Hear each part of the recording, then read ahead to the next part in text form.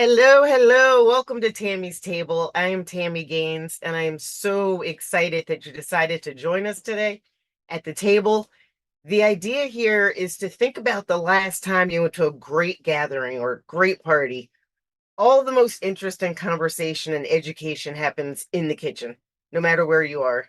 And that's what this is meant to be. Kitchen environment, uh, casual, but we want you to walk away with some really valuable information. So before I introduce my good friend, I want to talk to you about sort of the how this podcast came to be because it's relevant for today. So I have been through so much, which is in one of my other episodes. But I wanted to know, how do you bottle resilience so that anybody can drink it, anybody can follow it?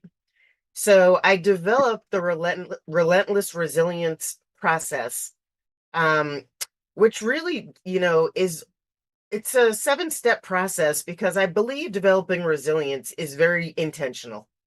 Doesn't happen accidentally. So Brian, if you could throw up that image.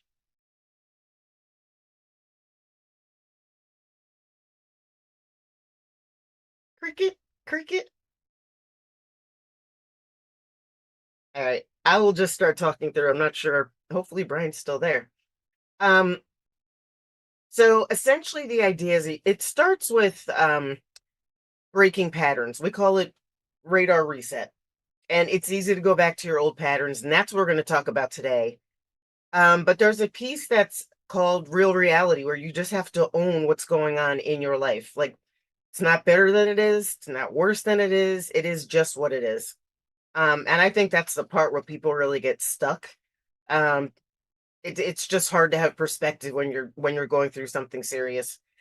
We'll talk about emotions and emotional intelligence and how you rein those in. Um, there's a piece about how this ties all of that together when it comes to resilience. And then we talk about the last three steps, or how do you remain resilient because you know the next thing is coming for you. So I am happy to introduce my good friend Ed Blunt. He is a speaker, a trainer, an author, a life design specialist. And what does that mean? It means he gives you tools um, to help you get to the life you want.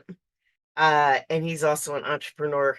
And I am super excited that you're here. Welcome. Thank you for having me. Did I miss anything in your intro? You missed us. There's so many accolades, but it's not fair. Like to give them all to you, we'd be here for 2 days. It's just not fair. All right, we'll flash them on the screen the next time. Um, so Ed, that I sort of wanted to frame this conversation today because you and I agreed that you're gonna come on the show the first Monday of the month, and I want to tackle each of those steps.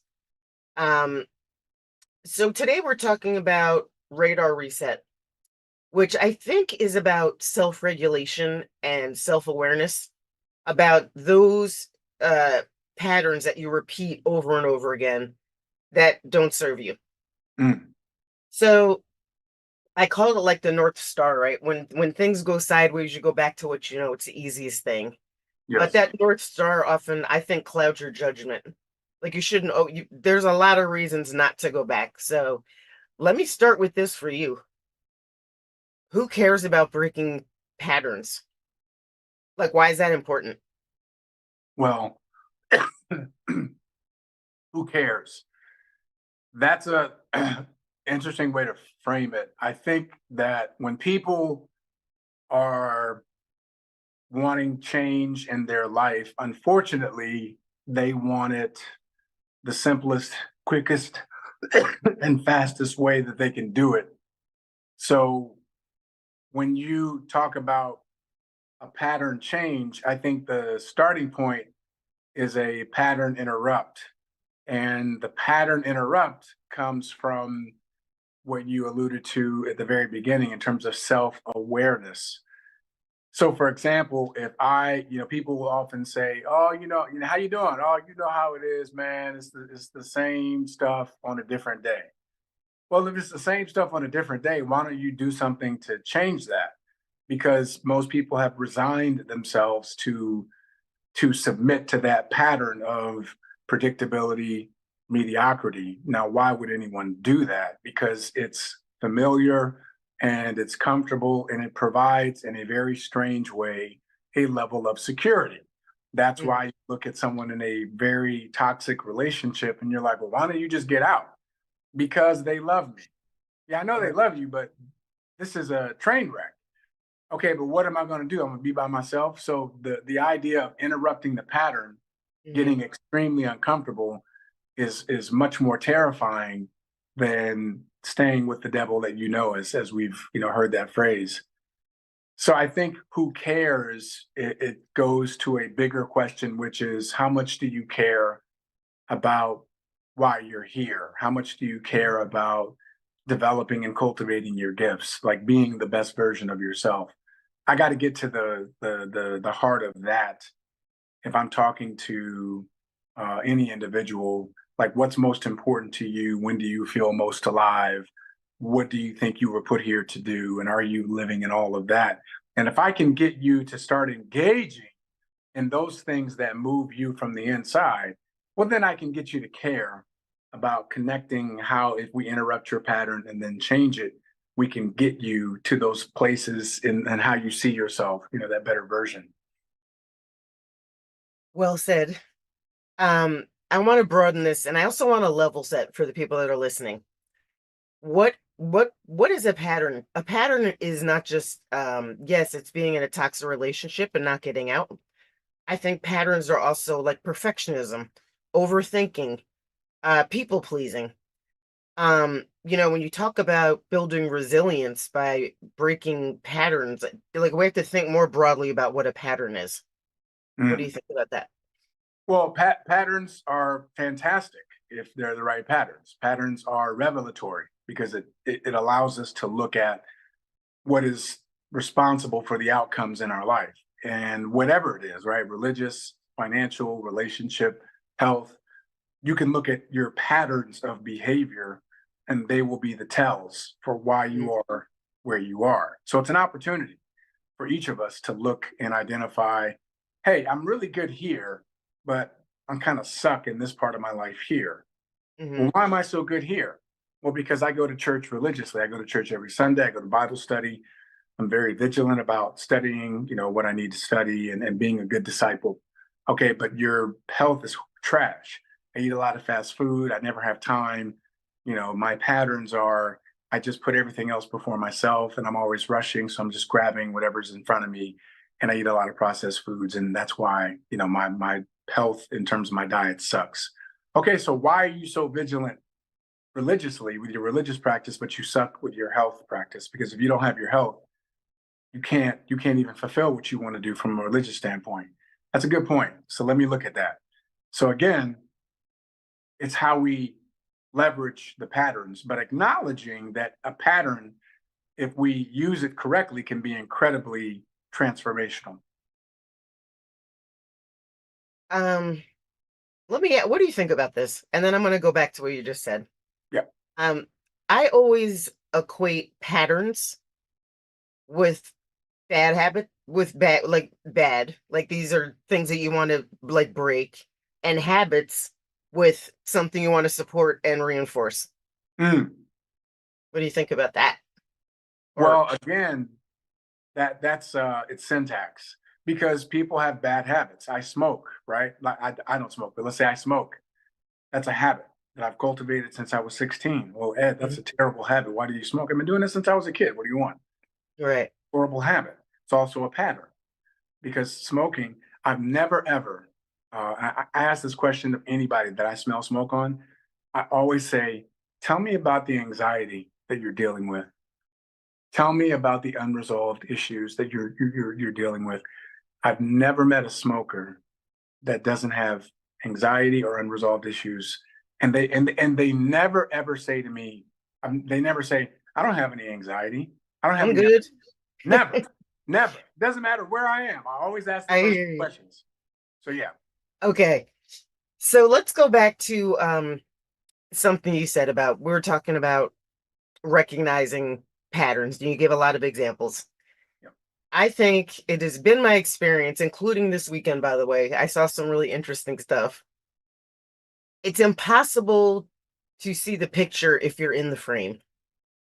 So I think it's easier said than done. Most people don't recognize their own patterns. They don't recognize what they're, the things that they're repeating that don't serve them.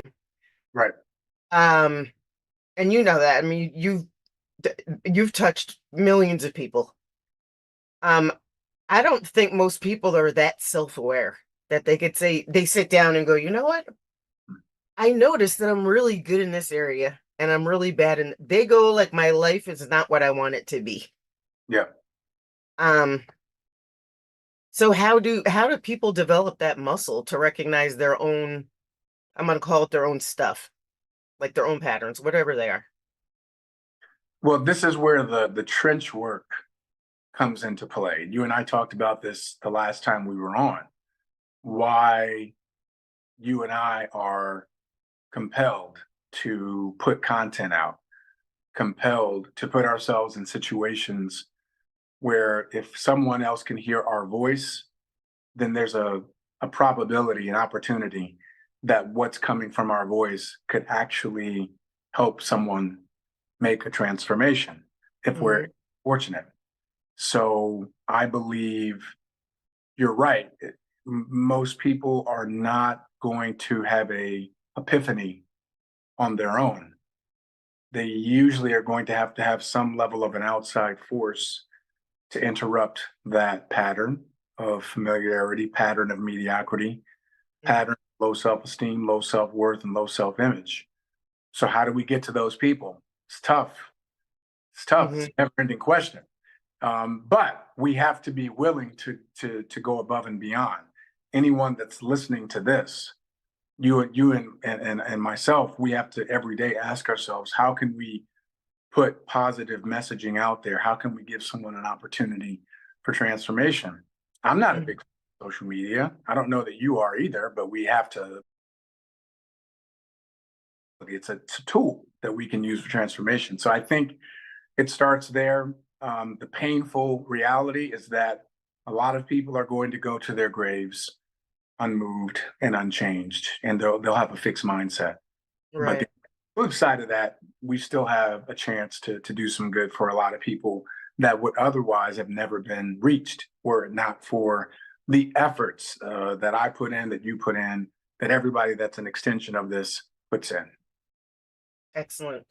So we're going to take a quick break, but when we come back, I want to get real tactical. Give people some tools. You mentioned like we generally, how do we recognize a pattern that doesn't support us? Yeah, And then how do we begin the challenge of breaking it? So let's go to break. When we come back, we're gonna get into the dirt and really dig into this. nice. Hi there, Sheila Applegate here with some exciting news.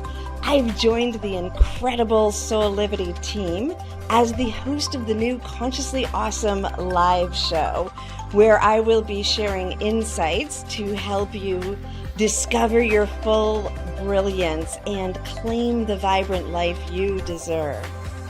So, tune in every Wednesday right here on Soulivity TV to join the fun, and remember to subscribe to the channel so that you don't miss a single episode.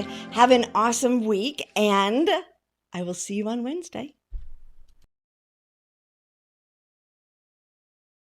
Hey, welcome back. Welcome back to Tammy's Table. I am breaking bread with Ed Blunt, who is bringing it when we're talking about breaking patterns and recognizing patterns.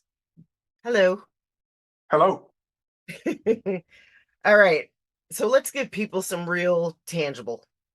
Right. I think everything you said before is really valuable, and hopefully people like receive that. Um, you said most people will go to the grave, like the same way they are today, um, which is unfortunate. So let's talk about, first of all, specifically, like how do you recognize a pattern? Personal inventory. This was a phrase that I encountered in one of the very first personal development events I ever attended. This was back some 30 years ago. And the author of this weekend said, "Hey, take stock of your wins and your losses and look at the categories of your life that are important to you." At that time, as a young man, I wasn't married, didn't have kids. I was thinking about professionalism, career, what was that going to look like? I was thinking about how I wanted to show up for myself and my community. Those are the two dominating things. And I looked at my daily regimen and I asked myself the question, anybody can ask themselves this. Okay, well, if I don't have my health, then nothing else matters. So, what is it that I do daily for ultimate health and well being? Am I mindful of the foods that I put in to my Mhm. body? Am I disciplined with some form of exercise at least 4 or more times a week? Am I consciously aware of the environments that I put myself in from an energetic level? Because if you spend time around toxic, negative people, that will have an impact on your health and well being as well. If you're in a toxic, negative relationship, if you're around somebody who's constantly degrading you, putting you down, that will have a negative impact on you as well. So, going through that process, excuse me, and Mhm. having the inventory from each category of your life allows you to write it down, and then you Yeah. can identify where you need to make the improvements. So, go ahead and grab a glass of water. I'm gonna. Thank you. So, listen. When we talk about taking inventory, personal inventory, there's several areas of your life that you want to consider. So, Ed was just talking about the most important one, which is your health. Like, without your health, you have nothing. So, if you think of a pyramid, your health is at the very bottom. It's the foundation of everything else. And then we talk about like time. Take an inventory. Are you sitting in front of the TV for 5 hours a day? Where you could be doing something more productive. So, how do you spend your time? Um, Assess your relationships. Like, what are your relationships like? Ed mentioned before, like, are you in toxic relationships? Like, that's really important to take inventory of that. Um, you want to take a professional inventory. Are you happy? Are you doing what you want? A financial inventory. Are you where you want to be? And why aren't you? And what are the there's patterns even in that piece, right? Overspending, um, living hand to mouth, whatever that is. And then I also think you want to take an inventory of what's your contribution to the world? What are you giving back? And if the answer is nothing, you got to change that. That's at the very tip of the pyramid. Um, so Ed, let's I just was talking about like the areas of your life that you want to take inventory of. Hmm. Um, literally, what does that look like? Is it a piece of paper and you're like making a list, or like, what's the tool Well, that we can tell them to? you have this itch, this restlessness where it starts in your pit of your gut, where you know that there's something more that you were put here to do. There's a divine dissatisfaction, as Martha Graham would say, with the status quo. You just feel like I'm not putting the full use of my life to work. And from there, you have a pen and a pad, and you can write these observations down about yourself, having an honest, unabashed look in the accountability mirror and Hmm. being real. Like it's going to be uncomfortable, embarrassing, humiliating, um, but it's the truth. Hmm. And you take that truth and then you find building blocks. For example, Joe Dispenza's Breaking the Habit of Being Yourself, I think, is a pivotal tool where you recognize how your behavior and thought process has created your life and how you can change those things to create a new life. And so it's painstaking work. It doesn't happen from a podcast or a book or a session. It happens by doing these things over and over again so that each day you take better actions. Let's say today, for example, I commit to smoking um, uh, uh, 3 fewer cigarettes. I smoke 10 cigarettes a day. I'm going to knock it down to 7. Okay, it's still not great because I'm smoking, but it's a step in the right direction. With a goal by the end of next week, I will be down to 1 cigarette a day. And it starts there. I think sometimes people expect there to be this panacea and boom, I'm going to quit cold turkey. Yeah, do people do cold turkey transformation? Today's a new day. Yes, they do, but very few will stick with it. However, there's two sides of it, right? There's a lot of power in making the decision. You made the decision that you were no longer going to be in this particular environment and you left. Okay. Could have been a job, could have been a relationship. You're like, I'm done. Like today's a new day. Like I made that decision. But here's the funny thing. People will say, because I always ask people who are divorced, I say, when did you know? Oh, shoot, baby. When The I was day of my walking down the the day aisle, of my wedding. The day of my wedding. no, they say that, right? When I was walking down the aisle, I knew. When did you know? Oh, about year one. Yeah, but you didn't get divorced until 9 years later. Yeah, I know. Took me some time to get around to it. Like that's a real thing. So the decision is in an instant, but the actual action and follow through, that's a different conversation. So everybody has the opportunity to take a quantum leap in terms of the decision and the action behind it. You can literally change the entire course of your life in one day for sure. It's just that it's not, most people won't do it. But if we give them these little steps, then hey, if you're down to 1 cigarette by next week, and by the end of April, you will be, off of cigarettes, even though you'd be going through severe withdrawals, I'll take it. Um, so listen, you mentioned at the top of the show, we were talking about patterns and how you change them, and you said you disrupt them. Yeah. Take me step by step. Like, and I want you to be really literal. Okay. Like, what do I do first to do that? So I had a habit of getting up in the mornings and I would slowly start my day and I would grab some water. I might write in my journal, just kind of taking my time. And I was looking at how I was starting my day. And I said, this needs to be interrupted. It's not kickstarting my day the way that I want. I want to start my day with some level of physical activity. So what I did was I put my pad, so it's the first thing I see when I come downstairs.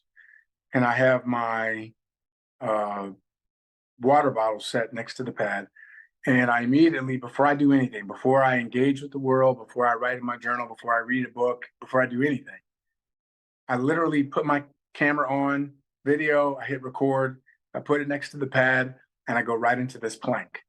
And I start my day off extremely uncomfortable. So if you ask most people, do you plank? They're going to tell you no. If you ask them, the ones that do, well, how long do you typically plank? They're going to say 30, 60 seconds. So I do plank and I plank for minutes. And I hold the plank, and that's exactly how I start my day. So this is a disruption of a previous pattern that I used to have for years. For years, I started my morning off very leisurely because I used to say to myself, I'm not a morning person. I used to say, well, I'm a night owl, so mornings are kind of slow, they drag. I just decided to stop that. So I'm going to interrupt it. So that's one example, real life, of me interrupting a pattern. And I've been doing that for months now, and it totally changes how the rest of my morning goes because of that one simple disruption. Oh, that's awesome. And I think it's worth noting not everybody is or can be physical like that. So it doesn't have to be a plank, right? It could be a walk. It could be, everyone's at a different level of Mhm. physicality. So I love the point, which is like start your day doing something uh that is physical but also makes you uncomfortable. Yeah. Right? So if you normally walk 1 block because that's all you can handle, make sure you set a goal to walk 2 blocks like the next day. Hmm. Right? Okay. I'm making sure I'm breaking it all down. I'm breaking Yeah. it down. This is a recipe, to follow. Okay, so you've started your day. You've made yourself physically uncomfortable. Right. What's next? What do I do next? So look at what it is that you want to disrupt. So for somebody, if it is a fitness routine, which I find for a lot of people is difficult because they get so swept up with, well, I got to get drop the kids off to school and I got to get to work and I got to have a cup of coffee and like I don't have time, Ed. I don't have time to do that. Well, if you commit to wake up 30 minutes earlier, I know it's inconvenient, but success is not about convenience. And you put your running shoes in your outfit next to your bedside. So when you get up, just put them on, get out the door, and you're out the door for 15 minutes. That's 30 minutes earlier that you got up. So that's an example. As you go throughout the rest of your day, if your disruption is in having better relationships, higher caliber people in your life, well, that means when the phone rings or the text goes off and it's someone wanting to engage in idle conversation or to talk about nothing, well, don't be so reactive. Stop thinking that you have to answer your phone every time it rings. Mhm. It's okay to let it go to voicemail. It's okay not to respond immediately to every single text. You can be more selective. You can be more intentional. That's Mhm. a disruption of an old pattern of you feel like I got to accommodate everybody that reaches out to me in my phone. I have to respond to every social media post. I have to respond to every ding that email comes in. Like disrupt that pattern. That allows your mind to be more focused on whatever the task is at hand, whether if it's your job or you work from home or you run your own business, etc. You have to be very disciplined about um, um, eliminating distraction. So it's about the things that you're constantly giving these little bits of attention to. Well, that's how extreme minutes that can turn into hours get siphoned out of your day. One and two, you could be missing an opportunity to form a connection with someone that can help you get further faster because you're engaging on something silly you saw on social media or because you're going back and forth on social media about some political, Yeah. idea. You know what I'm saying? You get easily distracted. So those are some of the steps throughout the day that you can be more mindful of. Yeah, that's good. By the way, now I know why it took you like 2 weeks to call me back. I was um so I think Ed, that was like so well said. And I believe in general, this at this stage of the game where you're trying to recognize your patterns Yep. and begin to break them, you have to have an ongoing sense of awareness, I also think, throughout your day. Like recognize you being you and maybe make a note of that. These are the things that I tend to do, whether it's at work or in your personal life. Recognize you being you. So we might do a part. Oh, go ahead. Well, listen, by the way, this is not age specific.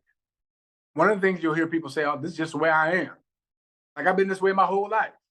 It's not age specific. Sister Madonna was in her 60s when she made a decision to make fitness a priority. Up until her 60s, she had never exercised a day in her life. By the time she was 72, she had competed in over 35 triathlons and Iron Woman competitions. And she Wow. still runs marathons to this day. She's in her 80s. So it's not age specific. It's not, oh, it's just the way I am. You can make a decision to make a different choice and completely disrupt a habit pattern that's formulated your identity, and you could create a whole new habit pattern for a whole new identity. Awesome. Well said. Hey, listen, we're coming down to the end of the show. What are you working on? And Um, how do people find you? let's see. I'm working on we're launching our Connect MD virtual care all across the United States. One, two.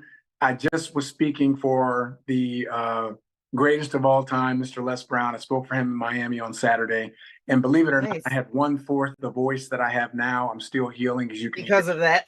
I don't know how I pulled it off, but I had a microphone, so whatever.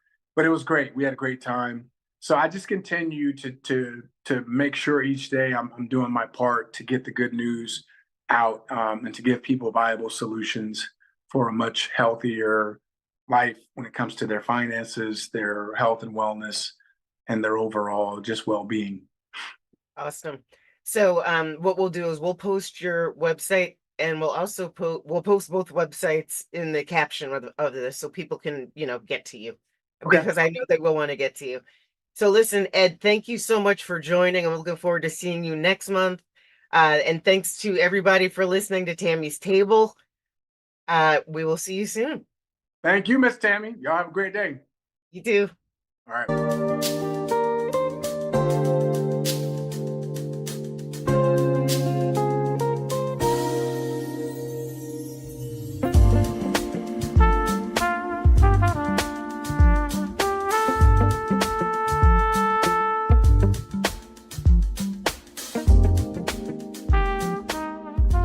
This work is subject to copyright owned by Affinity Global LLC.